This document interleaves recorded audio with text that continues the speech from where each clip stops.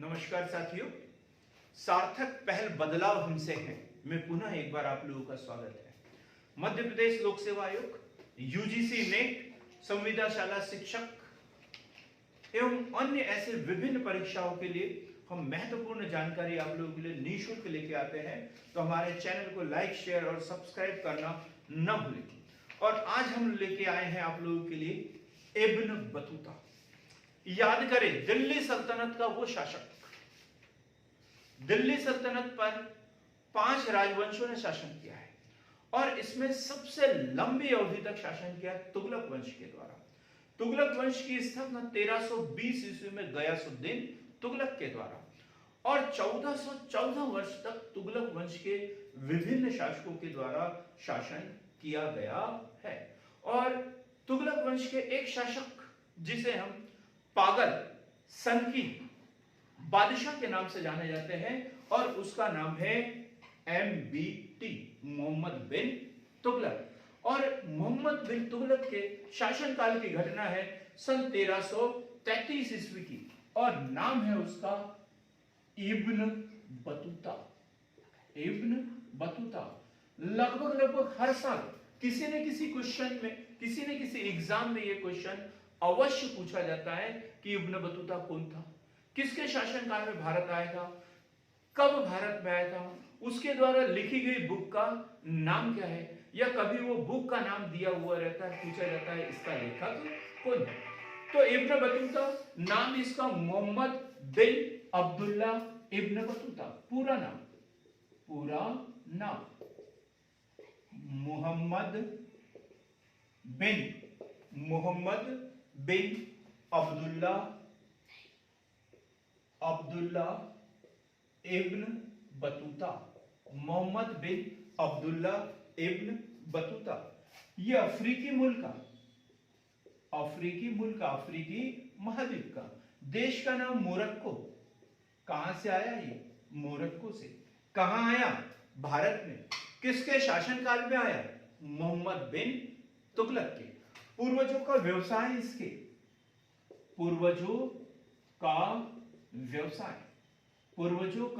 व्यवसाय तो ये है काजी मतलब धार्मिक मामलों के प्रमुख, शरीयत के कानूनों की व्याख्या काजी। पूर्वजों का व्यवसाय काजी।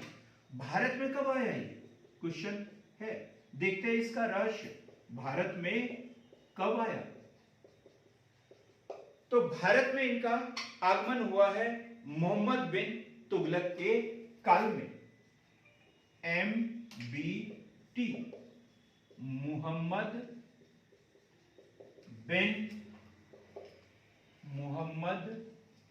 बिन तुगलक के काल में। सन की बात करें तो 1333 मोहम्मद बिन तुगलक के शासन काल में 8 वर्षों तक रहा। दिल्ली का काजी नियुक्त किया गया।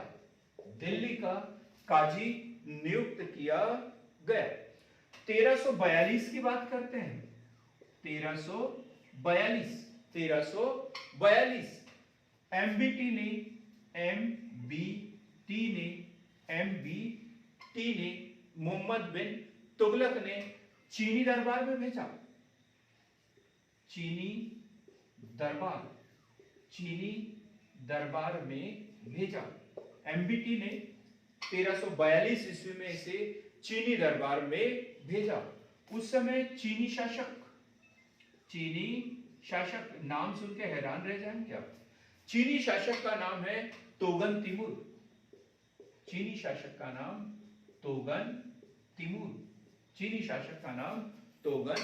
तिमूर। लेकिन इब्न बतूता दिल्ली वापस नहीं आया है।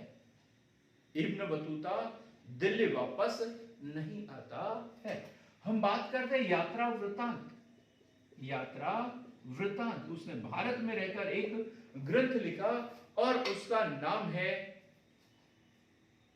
इब्न बतूता यात्रा वृतांत। रहला, बुक का नाम है रहला। जो यात्रा वृतांत है उसका नाम है रहला, अर्थात किताब उल रहला। इसे किताब उल रहला के नाम से भी जाना जाता है। तुलफत उल नज़ार एक बुक है उनकी, तुलफत उल नज़ार। ये उतनी महत्वपूर्ण नहीं है जितना कि रहला है। उसकी एक प्रति पेरिस के राष्ट्रीय पुस्तकालय में संरक्षित। इसकी एक जो प्रति है पेरिस के राष्ट्रीय पुस्तकालय में संरक्षित है। प्रथम इतिहास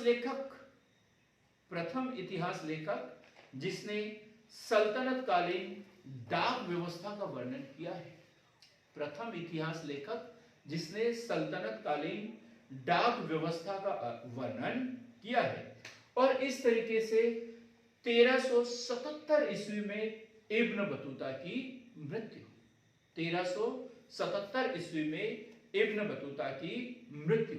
तो आज के वीडियो में हमने पढ़ा मोहम्मद बिन अब्दुल्ला इब्न बतूता के बारे में, जो कि अफ्रीकी मूल का व्यक्ति था, मोरक्को का निवासी था। इनके पूर्वजों का व्यवसाय काजी था और एमबीटी मोहम्मद बिन तुगलक के शासनकाल में 1333 ईस्वी में भारत आया।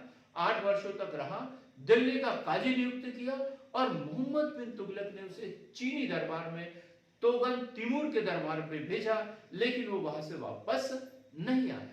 इब्न बतूता का जो यात्रा वृतांत है वो रहला के नाम से जाना जाता है। इसकी एक प्रति जो है वो पेरिस के राष्ट्रीय पुस्तकालय में संग्रहित है और 1377 ईस्वी में इब्न बतूता की मृत्यु हुई है। तो मित्रों, इस तरीके से ज्ञानवर्धक जानकारी के वीडियो प्राप्त करने के लिए हमारे चैनल को लाइक, शेयर और सब्सक्राइब अवश्य करें, ताकि अगला वीडियो सबसे पहले आपको प्राप्त होता रहे। हमारे साथ बने रहने के लिए, हमारे साथ जुड़ने के लिए बहुत बहुत धन्यवाद।